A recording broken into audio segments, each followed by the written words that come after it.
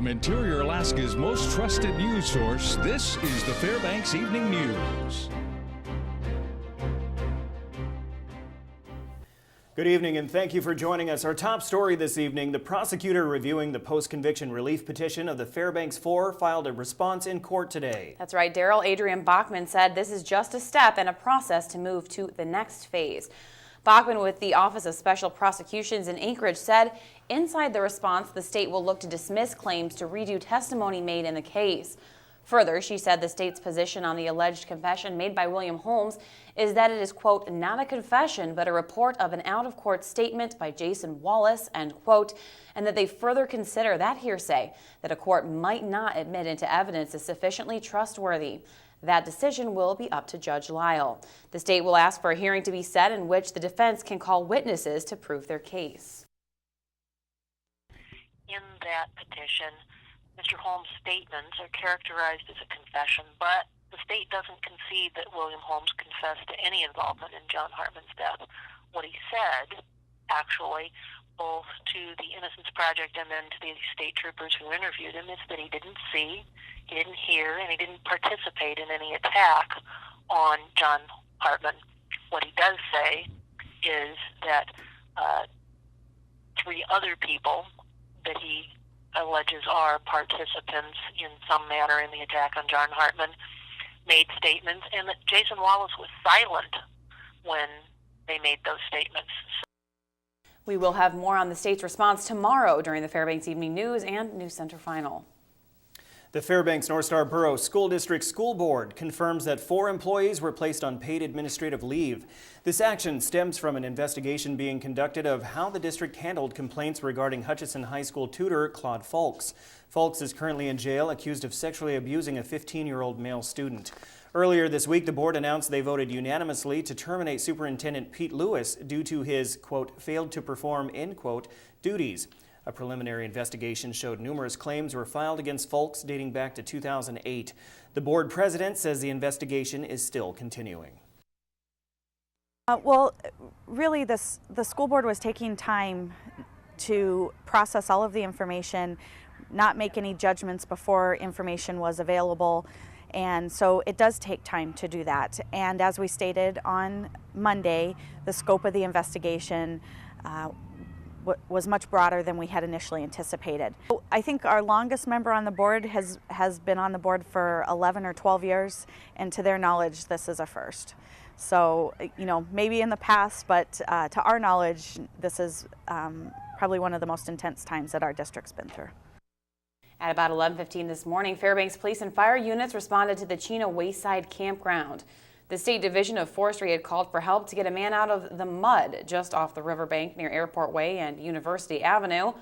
Police said first reports indicated the man couldn't get out of the river because he was injured.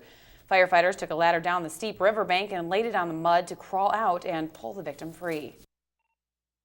Came down here, we found him. He was stuck in the river, stuck in the mud as it were, just on the bank of the river. And he wouldn't come out, stated that his legs were broken, he had various other ailments. We had to contact the fire department to have a manpower assist and to come down and extricate him from the river. He's being taken over to the hospital just for our evaluations. We're not really sure if he has any injuries or not. Military pilots on Fort Wainwright have enlisted the help of the Coast Guard to train them on water survival tactics in preparation for their deployment to South Korea. Reporter Ryan Grimes has the story. Pilots from the 6th Squadron 17th Cavalry are going swimming with the help of the United States Coast Guard from Kodiak to learn how to calmly and effectively survive in the water. The Coast Guard, our mission is over water all the time, 24/7. We are experts in that. The coastal water rescue stuff that we do. Chief Aviation Survival Technician Charlie Fowler says that they will be going through several different training exercises in the water, all while wearing their basic flight gear. They'll have to do what we call an air crew swim test. That air crew swim test is basically 75-yard swim, a 2-minute tread water, and inflate of their PFD, their personal flotation device. Not so bad. The pilots have to go through progressively harder techniques when training inside the simulated underwater cockpit.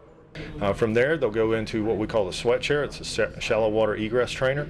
That simulates a downed aircraft.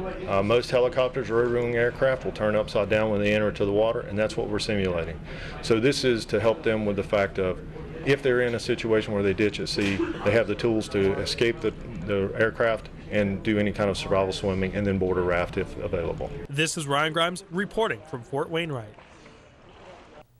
Awesome. Now, when we come back, the Clearwater Lodge near Delta Junction was lost in a fire this morning. Also, the Fairbanks Co-op Market marks the end of their first official year doing business. Those stories are next. Stay with us.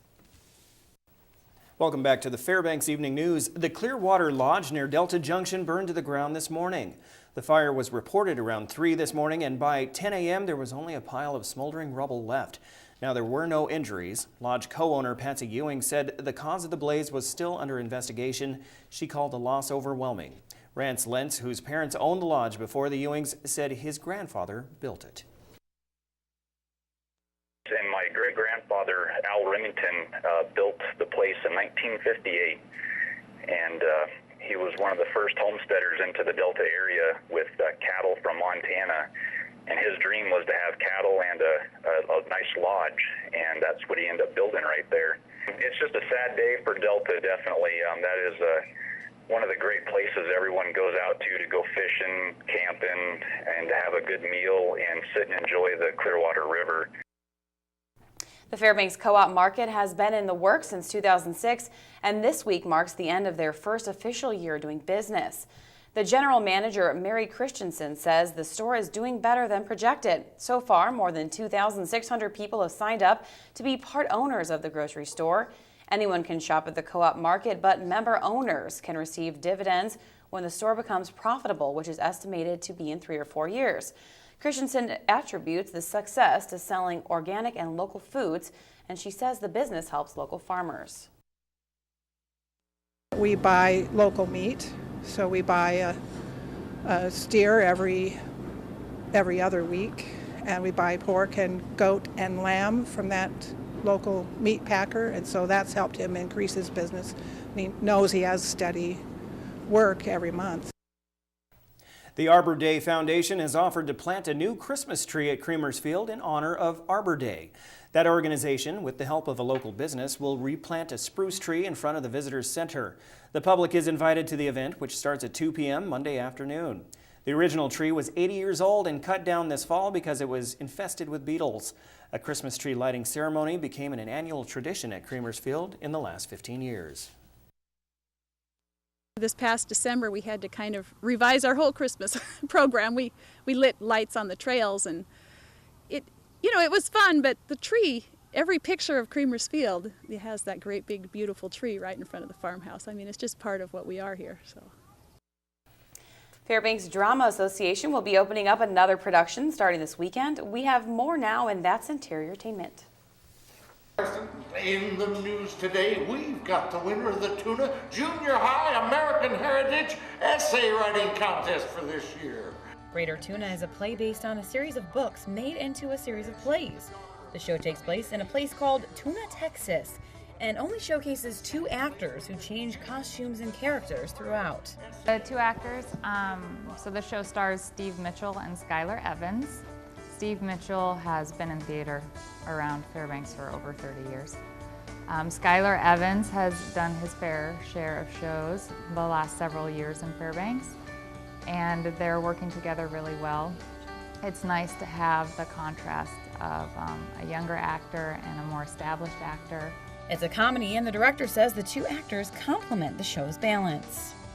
In ways it's very silly because the audience knows that the actors are changing clothes very fast, and they understand that they're not women who they really are, but you still didn't want to lose the truth of the dialogue because the characters are very sincere. Now you still have time to catch FDA's Greater Tuna. Shows will be opening this weekend.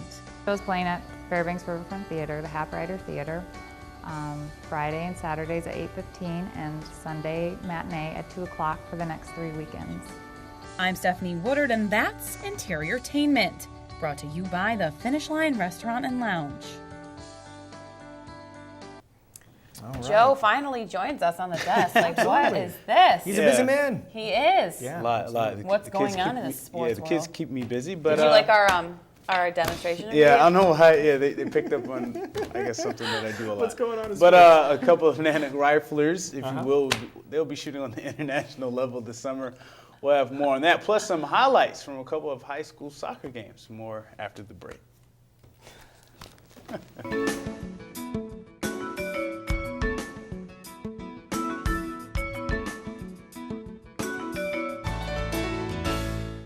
Hello, Interior Alaska. Joe Cook here in the sports seat for you this Thursday evening. The college rifle season ended in March for the Nanooks, but some UAF shooters are taking their talents to an international level. Freshman Sagan Madalena and junior Ryan Anderson will compete for Team USA this summer in the 51st International Shooting Sport Federation World Championships.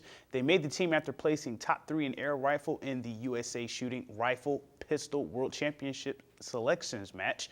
Madalena redshirted for UAF last year and went from 4th to a silver medal after 3 days of shooting. Anderson, an All-American for the Nooks, had to be clutch. Anderson won a 20-shot shoot-off by 2 points over Bryant Walliser for the bronze and the final spot on the team. Madalena and Anderson will travel with Team USA to compete in the ISSF World Cup events in Munich, Germany, Slovenia, and Granada, Spain.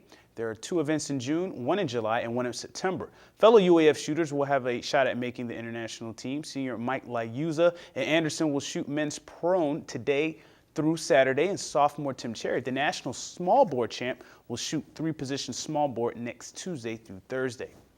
Also, 5 Nanook juniors were named to the Capital One Academic All-District at-large teams today. Sean Cahill of the hockey team has a 3.97 GPA in business administration. He had a 10-6-1 record, won 7 straight games, and saved at 90% in UAF's first season in the WCHA. Ryan Anderson of the rifle team has a 3.92 in bioscience and was this year's PRC small bore champ and placed 4th in air rifle at the NCAA championships.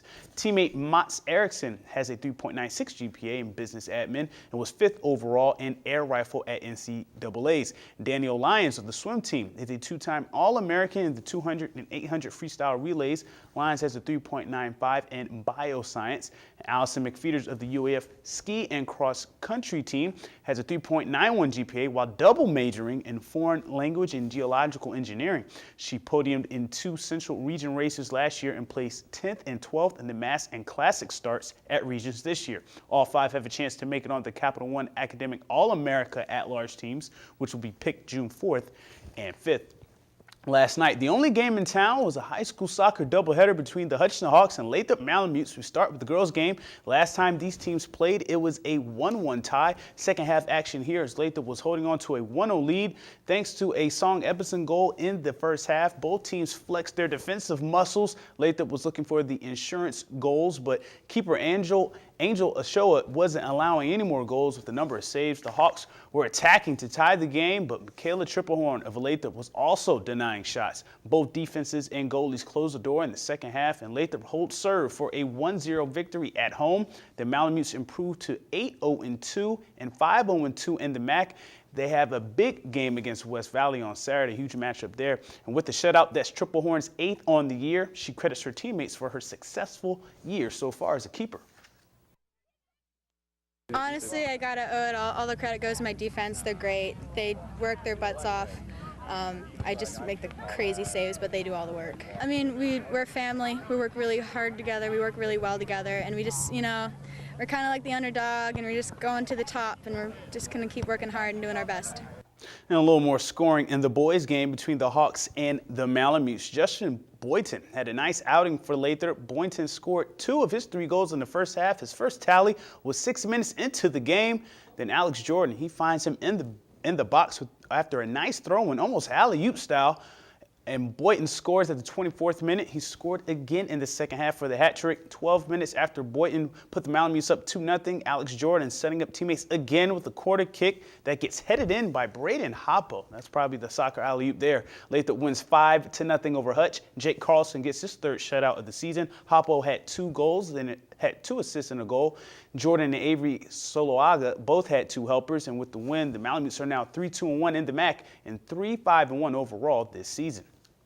And that'll do it for sports tonight. Thanks for rocking with me for a little while. For more KTVF Sports, follow us on Twitter, watch our videos on YouTube, and stay in touch with our app or visit webcenter11.com. Stay cool, Alaska. Mike Schultz is next with your full weather forecast, and we'll catch you next time. Hey, welcome back, everyone, to the Fairbanks Evening News. Time to take a look at the weather. Mike Schultz with you once again. Although it was cloudy today, it wasn't too uncomfortable. We had temperatures around 67 degrees for the high. We're looking at the same for tomorrow, maybe a little bit warmer, and then cooling off over the weekend. I'll tell you why in just a little bit. Our photograph now, another beautiful shot. This one's sent in by Trent Berklid. He was able to get a sunset behind the Carlson Center there on the Chena River. This is when the snow was around, obviously. And again, if you have a photograph to share, by all means, send it to photos@ktvf11.com, and we'll share it with the rest of the audience. What's going on at the airport right now? 66 degrees after a high of 67. The overnight low last night, 34. Record high, 81. That was set in 1915, down to 23 in 1937. Sunrise and sunset, about 18 hours and 42 minutes of daylight, a gain of 7 minutes from yesterday. And our satellite and radar shows you things are changing. The high pressure ridge that was keeping us clear for such a long time is now starting to break down, allowing this moisture and cooler air to come in from the northwest. That's going to continue to be the trend into the weekend. And we'll look at a little better shot of cooler air coming in by Saturday. More about that later on. What's going on across the rest of the state? Well, the rain that was over southeast Alaska is out of the picture now. Nice day in Juneau, 67 degrees there. Anchorage, 66. 72 degrees at Bethel today. 41 at Nome, and 35, a little rain shower activity in the Barrow area. Lower 48 weather on the satellite radar. You can see a new storm system moving across the Pacific Northwest, but not getting far enough south to help the fire situation down over Southern California. A little bit of shower activity and thunderstorm activity over this area of low pressure that's kind of winding its way across the Ohio Valley. Otherwise, things are looking pretty good. And the overall weekend outlook, as you can see, the jet stream will be making a little more of a dent and helping to cool things off a little bit over the southwest, with more showers across the Great Lakes and up and down the eastern seaboard. And the overall temperatures are going to continue quite warm across the Southern California areas tomorrow. Friday, near 90 to 95 degrees and light winds. That's a good keyword, is light winds, so maybe the fires will be under control, hopefully, by tomorrow night. But things are pretty nasty there right now. We'll see more on that on the Fairbanks, or actually the News Center, no, NBC Nightly News coming up next. I get the two mixed up. All right, let's go ahead and take a look at what's going on across Alaska. As you can see, chance of snow expected once again in Barrow, rain and snow at Nome, cloudy skies for Fort Yukon. Here in the interior, we'll be looking at cloudy to partly cloudy skies for Delta, Healy, and Fairbanks. While over southeast Alaska, it looks like becoming mostly cloudy, mostly sunny, I should say, in Juneau, and partly cloudy at the Ketchikan area. Over the southwest part of the state, partly sunny skies for Cold Bay, mostly sunny skies for Kodiak, and also at Bethel. And over the south central regions, we're looking at becoming partly cloudy skies for Anchorage and Valdez, and mostly sunny skies for Homer once again. Time once again for our kids' weather, and all this week we've been talking with the kids from Weller Elementary School, but tonight the teacher has an interesting weather fact for us. Hello, I'm Mr. Kraska, and this is my 5th grade class here at Weller Elementary. And we have a weather fact to share with you. Class, did you know that at any one time there are more than 2,000 thunderstorms happening worldwide, and during the year there are more than 3 billion lightning strikes occurring?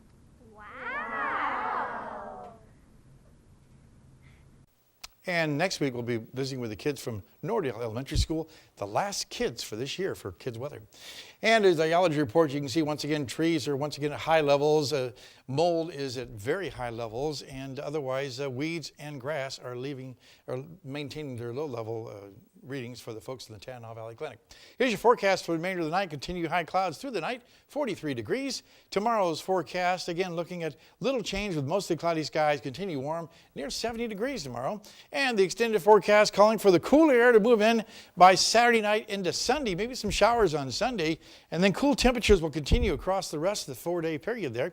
As you can see, we're looking at temperatures only in the mid to upper 50s. Overnight lows right around 40 degrees, a little cooler Sunday night.